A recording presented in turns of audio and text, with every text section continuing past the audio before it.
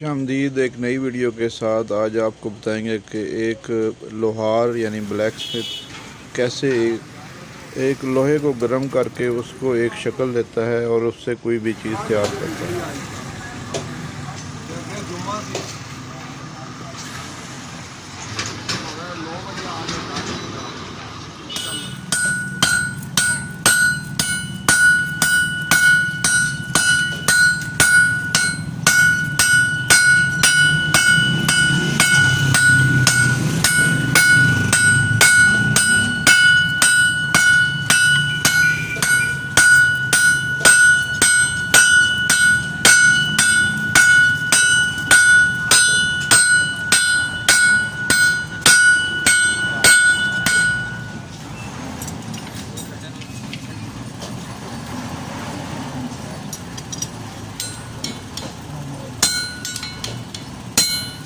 Oh, more lucky.